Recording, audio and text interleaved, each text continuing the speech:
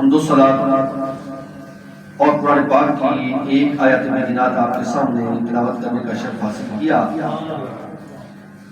جس آیات بینات کے اندر اللہ رب العزت نے بڑے ہی پیارے انداز کے اندر حضور تاجدار ختم نبوت صلی اللہ علیہ وآلہ وسلم کی عظمت، شان، مقام اور مرتبہ بیان فرمایا۔ کیا فرمایا؟ وما آتاکم الرسول فخذوہ وما نہاکم عنہ فانتہوا واتقوا اللہ۔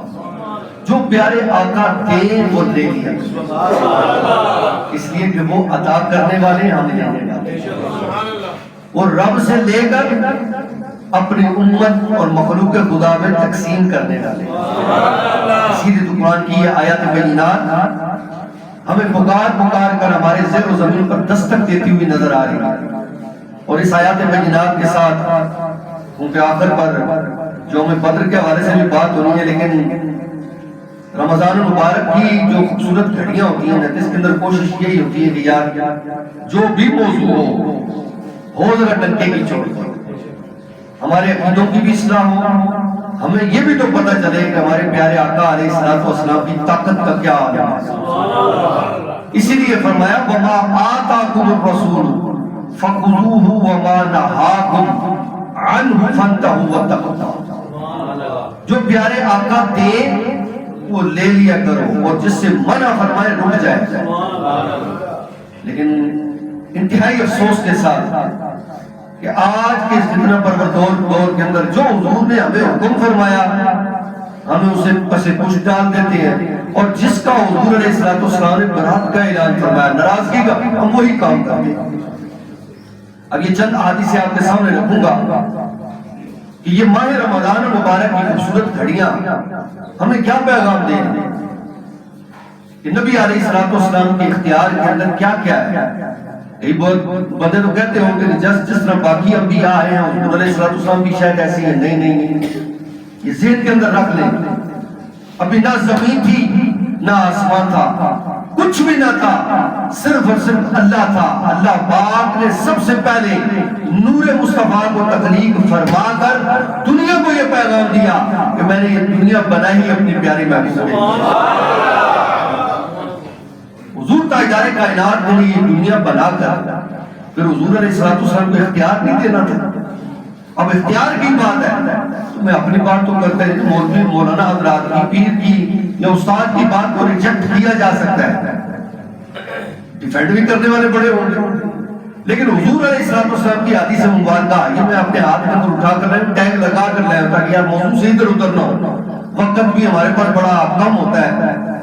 پہلی حدیث مبارکہ، پیارے آقا علیہ السلام، صحابی رسول کا نام لے اور محبت سے کہہ دیجیے گا حضرت سیدنا ابو ہریرہ رضی اللہ عنہ۔ یہ وہ حضور تاجدار کائنات کے پیارے، خوبصورت اور محنتی اسٹوڈنٹ ہیں جن کی وساطت سے آج یہ حدیث مبارکہ آپ زاویہ سلطان قطب نیابت کے اندر بیٹھ کر میں سنا رہا ہوں، آپ سن رہے ہیں۔ حضور کے اختیار کا عالم دیکھ رہے ہیں تو حضور علیہ السلام نے کیا ارشاد فرمایا؟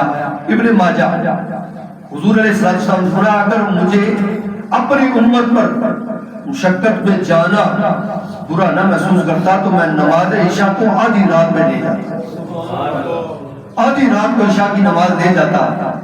اور یہاں حضور علیہ السلام نے فرمایا کہ جو صاحب تصوف ہے وہ تہجد کے وقت اٹھ کر وتر کی نمازیں ادا کرتے ہیں۔ اب تو بہت کم لوگ رہے ہیں، لیکن اس وقت جو وتر کی نماز اٹھ کر جو عشاء کی نماز فوراً بعد کہتے ہیں ادا ہو یا سویرے آنکھی نہ کھلے نماز واسطے تو بہتر ہی ہونی ادا کر لو۔ یہ اس صورت کے اندر ہے کہ ضائع نہ ہو جائے، یہ اتنی قیمتی ہے، اس کی قضا بھی ہوتی ہے ذکروں کی، لیکن ہم اس کو ہونے پونے ضائع کر دیتے ہیں۔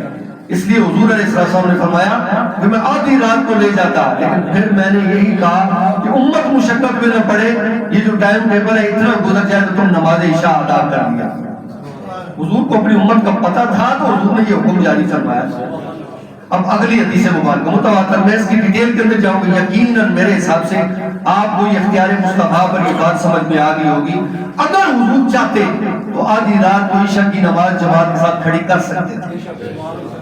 نماز اللہ کی، اختیار مصطفیٰ کا، حکم خدا کا، اختیار مصطفیٰ علیہ السلام۔ اس اس سے پتہ یہ چلا کہ ماہ رمضان مبارک کی خوبصورت گھڑیوں کے اندر عبادت کرنے والوں اپنے آپ کو کم نہ سمجھو.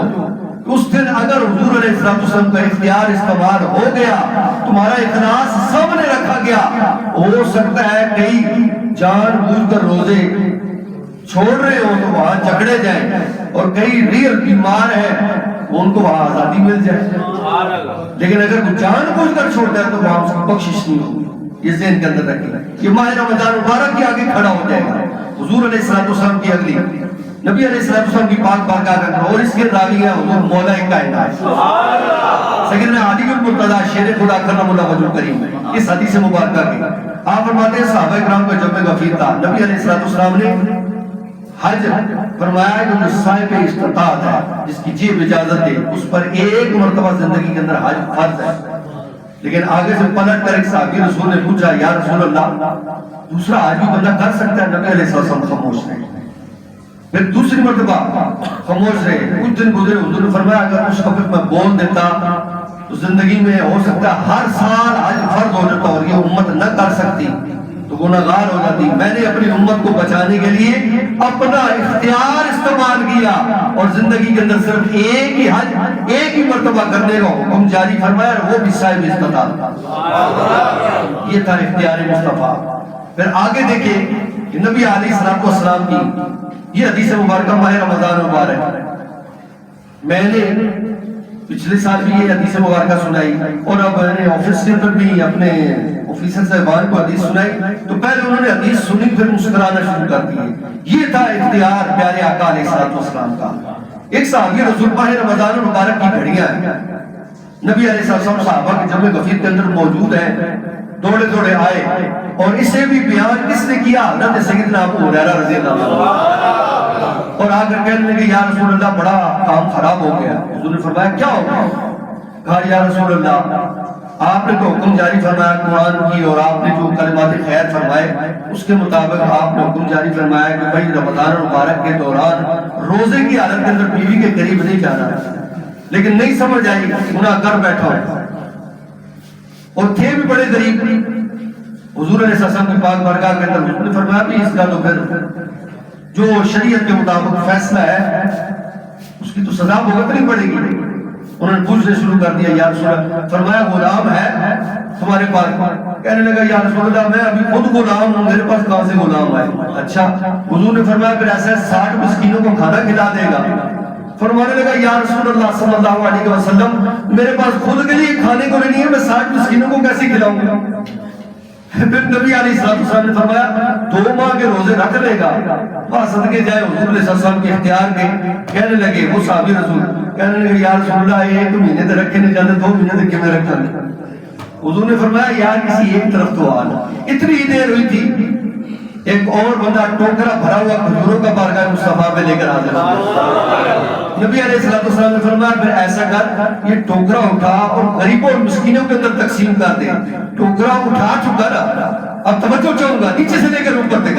جب ٹوکرا اٹھایا, اٹھا کر مسکراتے ہوئے چہرے کے ساتھ حضور تاجدار کائنات کے چہرے کی طرف دیکھا اور کہنے لگا یا رسول اللہ مدینے کے اندر مجھ سے زیادہ غریب اور ہے ہی کوئی نہیں, بہتر نہیں میں خود ہی لے جاؤں گا. فرمایا جا تیرا فدیہ بھی ادا ہو گیا, تیری آئندہ دھیان کرنا, جا ٹوکرا اپنے بچوں کو کھلا. اب یہ تھا اختیار حضور تاجدار کائنات. اب یہ نہیں ہے کہ اس کا مطلب یہ لینے میں کسی کھا لو گے کیا, وہ ان کے لیے تھا جو حضور کے سامنے بنفس نفیس موجود تھے. اسی لیے نبی علیہ السلام نے فرمایا قیامت تک جو میرے در کے منگتے بن جائیں گے نا, جو میرے در کے منگتے بن جائیں گے انہیں کسی نہ کسی رنگ کے اندر میں نوازتا ہی رہوں گا, اور جو میرے در سے روح گردانی کرتے ہوئے مجھ سے پلٹ کر دور ہو جائیں گے ان کے لیے پھر تھوڑا سا مسائل پریشانیاں کھڑی ہو جائیں گی. اس لیے اپنے ذہنوں کے اندر رکھا کریں. ایک اور صحابی رسول حضرت ربیعہ بن کعب رضی اللہ تعالیٰ محمد سے ذرا سبحان اللہ. یہ بھی بڑے پیارے صحابی رسول تھے. ان کی ڈیوٹی لگ کے حضور علیہ السلام کی خدمت پر نبی علیہ السلام نے ان کو جب اپنی خدمت پر مامور کیا، یہ صبح کے وقت سب سے پہلے حضور علیہ السلام سے پہلے اٹھ کر، سردیاں ہوتی تھی تو لکڑ اکٹھی کرنا، پانی گرم کر لینا، لیکن حضور فرماتے بھائی اس طرح کا کام نہ کرو، تم مشقت میں مت پڑا کرو۔ ان کو اپنی زندگی میں مزہ آتا تھا، پانی کا وہ کٹورا پکڑا اور نبی علیہ السلام کے وضو کے لیے پہلے اٹینشن کھڑے ہوتے۔ آج دیکھیں نا کہ یہ لوگ ہمارا ادب کیوں کرتے ہیں؟ اس منبر مصطفیٰ کی وجہ سے، ورنہ ہماری کوئی اوقات نہیں۔ اس منبر رسول کی وجہ سے لوگ ہمارا ادب کرتے ہیں، اور صحیح معنوں میں دیکھا جائے تو جیبیں بھی بھرتے ہیں۔ پوری دنیا کا عالم کفر کہتا ہے، پوری دنیا میں چلے جائے، یہود و نصارہ کہتے ہیں جتنے نازوں کے ساتھ مسلمان اپنے مولویوں کو پالتے ہیں، اگر ہم اپنے یہود و نصارہ اور عیسائیوں کے چرچوں کے اندر رہنے والے لوگوں کو اس طرح پالے تو یہ تو ہم سے سنبھالے ہی نہ جائیں، اتنا ان کو خوف ہے۔ لیکن اس کا اللہ کا لاکھ لاکھ شکر ہم ادا کرتے ہیں کہ شکر ہے میرے مالک کا کہ اس نے عزتیں دی ہیں، اور عزت مصطفیٰ علیہ السلام کے ذریعے سے دی۔ اب دیکھیے کہ حضرت ربیعہ بن کعب رضی اللہ تعالیٰ عنہ ایک دن حضور علیہ السلام کے دامن رحمت جوش میں آ گیا۔ نبی علیہ السلام نے فرمایا اے ربیعہ مانگ کیا مانگتا ہے؟ پوچھ رہا یا رسول اللہ مجھے کچھ نہیں چاہیے، اور مانگ کیا مانگتا ہے؟ کہا یا رسول اللہ جنت میں آپ کا قرب مانگتا۔ یہاں والا ہمارا ہوتا تھا، ہم کہتے ہیں ہمیں بلڈنگ دے دو، پلازے دے دو، پیسہ دے دو، یہ دے دو، وہ دے دو، عورت دے دو، لیکن وہ تھے صحابی رسول، فنا پھر رسول۔ مانگا بھی تو کیا مانگا؟ تجھ کو تجھی سے مانگ کر مانگ لی ساری کائنات، تجھ کو تجھی سے مانگ کر مانگ لی ساری کائنات۔ واہ حضرت ربیعہ رضی اللہ تعالیٰ عنہ، آپ نے حضور کا قرب مانگ کر دنیا کو یہ پیغام دے دیا، اور دنیا والوں حضور علیہ السلام کی محبت کے اندر زندہ رہنا، اور حضور کی محبت کے اندر ہی موت کی طرف چلنا۔ اسی لیے تو شاعر نے اپنے محبت بھرے انداز کے اندر کہا کہ میں گدائے مصطفیٰ ہوں، میری عظمت نہ پوچھو، میں گدائے مصطفیٰ ہوں، میری عظمت نہ پوچھو، مجھے دیکھ کر جہنم کو بھی آ گیا پسینہ، مجھے دیکھ کر جہنم کو بھی آ گیا پسینہ، میں مریض مصطفیٰ ہوں، مجھے نہ چھیڑو اے طبیبو، میری زندگی جو چاہو مجھے لے چلو مدینے۔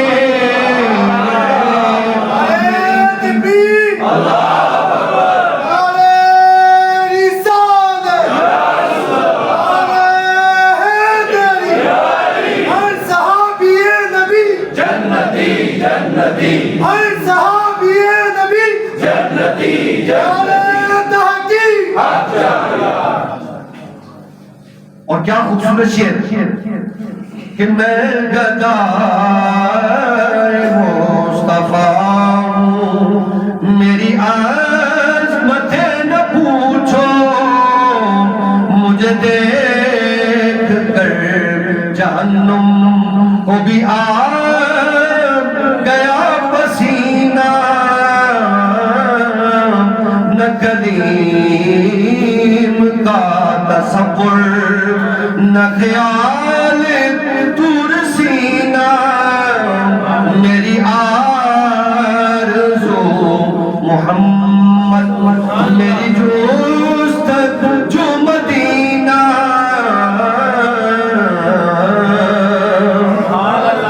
یہ تھا اختیار مصطفیٰ کہ حضور علیہ السلام کے اختیار کا کیا خیال ہے۔ اگر اس پر گفتگو کی جائے تو کئی گھنٹوں پر محیط گفتگو کی جا سکتی ہے، لیکن میرا مختصر سے لمحے کے اندر صرف یہی پیغام ہے کہ لوگوں نبی علیہ السلام کے اختیار کو اگر آپ سمجھو، خدا کی عزت کی قسم ہمیں زندگی کے اندر اور کچھ بھی نہ چاہیے، ہم کہیں کہ ہم ہر وقت حضور علیہ السلام کا نام نام اس میں گرامی لیتے رہے.